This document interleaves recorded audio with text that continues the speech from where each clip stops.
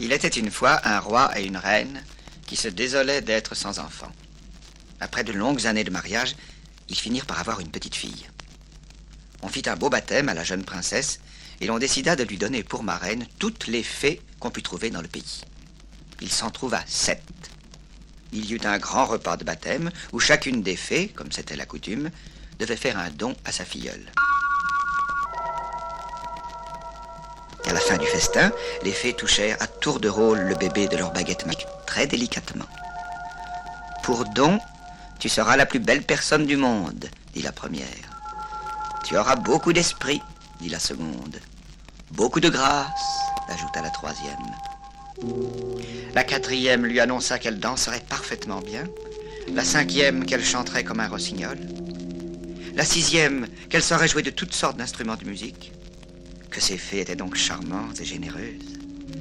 La septième s'avançait à son tour quand on vit arriver une vieille fée que l'on croyait morte depuis 50 ans.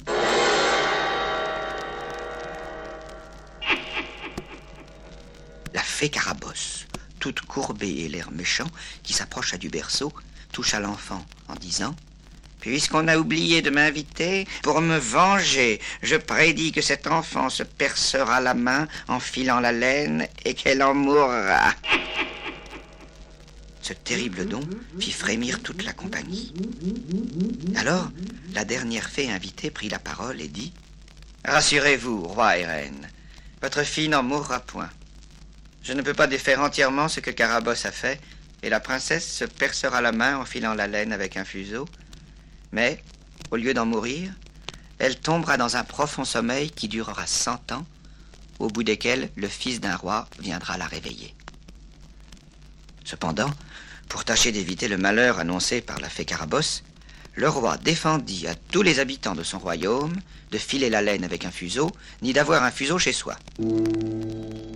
Au bout de 15 à 16 ans, un jour que le roi et la reine étaient allés à la campagne, la jeune princesse, qui était devenue une ravissante jeune fille, entreprit de visiter de fond en comble le grand château qu'elle habitait depuis sa naissance. Montant de chambre en chambre, elle arriva tout en haut de la plus haute tour et découvrit dans une petite pièce une bonne vieille en train de filer la laine. Cette bonne vieille n'avait jamais entendu parler des défenses du roi de filer au fuseau, car elle ne voyait jamais personne. « Que faites-vous là, ma bonne femme » dit la princesse. « Je file, ma belle enfant » répondit-elle. « Comme c'est joli. Comment faites-vous? Donnez un peu, s'il vous plaît, que je vois si j'en ferai autant. » Elle n'eut pas plutôt pris le fuseau qu'elle s'en perça la main et tomba évanouie. Quel affolement! Tout le monde essaie de ranimer la princesse, rien n'y fait. Le roi, rentrant de la campagne, retrouve sa fille dans cet état. Il comprend que la prédiction s'est réalisée et qu'il n'y a rien à faire contre cela. Aussi, fait-il mettre la princesse dans le plus bel appartement du palais, sur un lit brodé d'or et d'argent. On eût dit un ange tant elle était belle. Elle avait seulement les yeux fermés, mais on l'entendait respirer doucement, ce qui faisait voir qu'elle n'était pas morte. Le roi manda la bonne fée. Celle-ci arriva bientôt. Il la salua et lui demanda s'il avait bien fait tout ce qu'il fallait. « Très bien, » dit la bonne fée. « Mais quand ma filleule se réveillera dans 100 ans, elle sera bien embarrassée, toute seule dans ce grand château. » Et voici ce qu'elle fit. Elle toucha de sa baguette tout ce qui se trouvait au château, sauf le roi et la reine, et dès qu'elle touchait quelqu'un, il s'endormait aussitôt. Elle toucha aussi les chevaux dans l'écurie, et les chiens au chenil, les poules à la basse-cour, et jusqu'à Plouf, la petite chienne de la princesse qui était auprès d'elle sur le lit. Les broches qui tournaient devant le feu avec des poulets et des perdrix s'endormirent aussi, et même le feu tomba en sommeil, ce qui ne s'était jamais vu. Alors, le roi et la reine embrassèrent une dernière fois leur cher enfant et s'en allèrent du château endormi en compagnie de la bonne fée qui fit immédiatement pousser derrière eux tellement d'arbres, de ronces et d'épines entrelacées les unes dans les autres qu'en un quart d'heure on ne voyait plus que le haut des tours et encore. Ainsi, personne ne viendrait troubler le sommeil de la princesse et de sa cour durant 100 ans.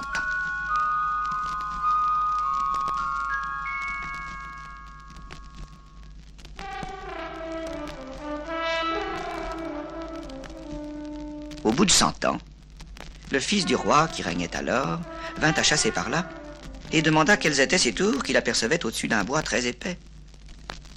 C'est, lui dit-on, le château de la Belle au bois dormant. Ce serait une princesse endormie là-dedans avec toute sa cour il y a 100 ans. Il paraîtrait même qu'elle ne pourrait être éveillée que par le fils d'un roi à qui elle serait depuis ce temps réservée. Le jeune prince résolut de voir sur le champ ce qu'il en était. À peine s'avança-t-il vers le bois que tous les grands arbres, tous les buissons inextricables s'écartèrent d'eux-mêmes pour le laisser passer. Il marcha vers le château qu'il apercevait au bout d'une grande avenue et il entra. Il régnait un terrible silence et partout le prince apercevait des bêtes et des gens endormis. Enfin, il parvint à la chambre de la princesse, toute resplendissante sur son lit, avec ses longs cheveux blonds autour de ses épaules. Le prince, qui n'avait jamais rien vu d'aussi joli, en tomba immédiatement amoureux, et même il osa s'approcher d'elle et déposer doucement un baiser sur son front. Alors la princesse s'éveilla et dit « Est-ce vous, mon prince charmant ?» Et comme le prince, fou de joie, ne savait que la regarder, elle lui prit la main et, se levant, lui déclara « Je vous ai attendu 100 ans, comme c'est long. Et maintenant, il faut nous marier bien vite. » C'est ce qu'ils firent. La cérémonie eut lieu dans la salle d'honneur du château, puis on mangea les poulets et les perdrix qui avaient achevé de rôtir, et le soir même, le prince ramena sa femme chez le roi son père. On crut qu'ils allaient vivre très heureux, et pourtant leurs aventures ne faisaient que commencer.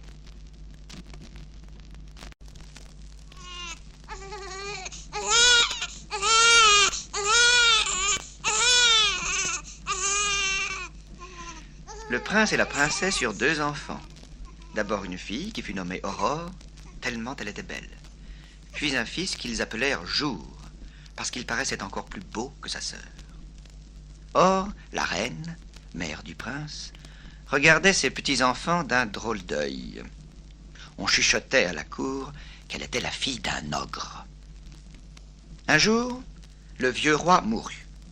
Le prince charmant devint roi à son tour, la Belle au bois dormant, sa femme, devint reine, et l'ancienne ogresse dut leur laisser le trône. Cela ne lui plut guère, mais elle n'osa rien dire. Quelque temps après, le nouveau roi alla faire la guerre à l'empereur Cantalabute, son voisin. Dès qu'il fut parti, la reine-mère n'eut plus qu'une idée en tête, manger ses petits-enfants. Et voici comment elle s'y prit. Elle dit un soir à son cuisinier: « Cuisinier, je veux manger la petite Aurore demain à mon dîner. Et si tu n'obéis pas, tu seras pendu. Je veux manger la petite Aurore, entends-tu? Et je la veux manger à la sauce Aurore, justement. Ah, mais... » Le pauvre homme, tremblant d'être pendu, prit son grand couteau et monta à la chambre de la petite Aurore, qui venait juste d'avoir 4 ans. Elle se jeta en riant à son cou et lui demanda du bonbon. Le cuisinier se mit à pleurer. Le couteau lui tomba des mains, il prit dans ses bras la petite Aurore et réussit sans qu'on l'aperçût à l'emporter chez lui. Là, il dit à sa femme de la cacher dans un petit logement qu'ils avaient au fond de la basse-cour où personne ne venait jamais. Puis il alla à la bergerie, tua un petit agneau et le fit cuire avec une très bonne sauce.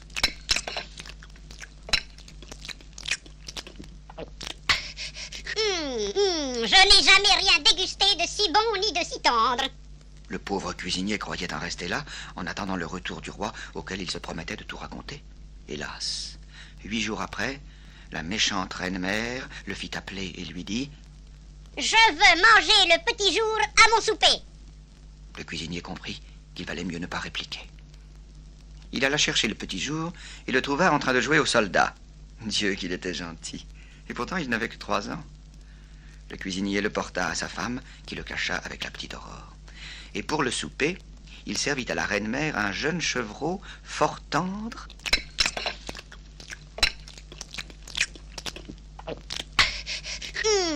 Que c'est excellent, vraiment. Tout va bien, se disait le cuisinier.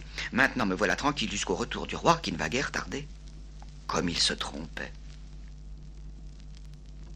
Un soir, la reine-mère lui dit: « Je veux manger ma belle-fille, la reine, et à la même sauce que ses enfants, n'est-ce pas? » Cette fois, se dit le cuisinier désespéré, je ne pourrai pas la tromper. Bien que la jeune reine n'eût guère plus de 20 ans, Sa peau, quoique belle et blanche, était cependant un peu dure. Comment trouver dans la basse-cour, dans la bergerie ou même dans les bois, une bête aussi dure que cela? Le cuisinier, qui se voyait déjà pendu, prit la triste résolution, pour sauver sa vie, de couper la gorge de la jeune reine. Son grand couteau à la main, il se donna un air méchant pour avoir du courage et entra dans la chambre de la pauvre jeune femme. Mais c'était un homme poli. Il ne voulut point la surprendre. Il ôta son bonnet et lui dit avec beaucoup de respect qu'il était obligé de la tuer sur l'ordre de la reine-mère. « Faites, lui dit-elle en tendant le cou, faites. Ainsi j'irai retrouver mes pauvres enfants que j'ai tant aimés et qu'on m'a enlevés. » « Non, non, madame, répondit le cuisinier, tout attendri. Vous ne mourrez point. Et si vous allez retrouver vos enfants, ce sera chez moi, où ma femme les cache. » Il réussit une fois de plus à ce que personne ne le vit. Et la jeune reine alla rejoindre ses enfants. Le cuisinier alla dans le bois, tua une biche et l'accommoda avec une sauce onctueuse et parfumée.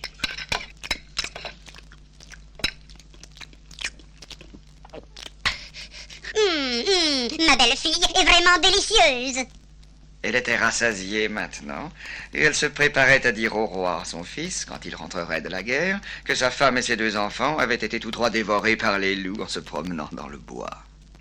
Cependant, un soir, elle fit le tour du château pour voir si tout était en ordre. Elle s'approcha de la basse-cour où déjà la volaille dormait, quand elle entendit, venant de la maison du cuisinier, un bruit de voix. Elle reconnut le petit Jour qui pleurait parce que sa mère l'avait grondé à cause d'une farce qu'il avait faite à sa sœur. Elle reconnut aussi la voix de la petite Aurore qui demandait pardon pour son frère. Furieuse d'avoir été trompée, la reine-mère fit arrêter tout le monde par ses gardes et dès le lendemain matin, elle commanda d'une voix épouvantable: « Allez me chercher une grande cuve, remplissez-la de crapauds, de vipères, de serpents et mettez-la au milieu de la cour. Amenez-moi la reine, ses enfants, le cuisinier et sa femme. Je vais tous les faire jeter là-dedans. Amen. »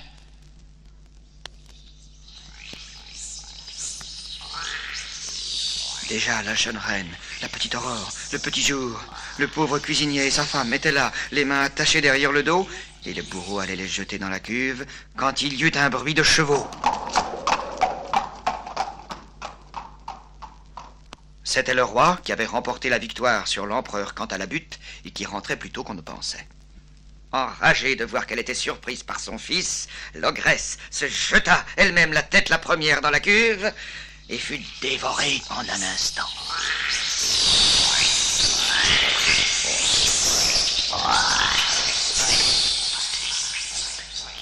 Le roi en eut un petit peu de peine, car enfin c'était sa maman. Mais quand il apprit ce qu'elle avait voulu faire, il ne la regretta plus du tout. On délivra les prisonniers, le cuisinier devint marquis et général. Sa femme se contenta d'être marquise. Elle oublia tout à fait sa basse-cour. Quant au roi et à la reine, ils vécurent très heureux avec la petite Aurore et le petit Jour, et ils eurent même encore beaucoup d'autres enfants.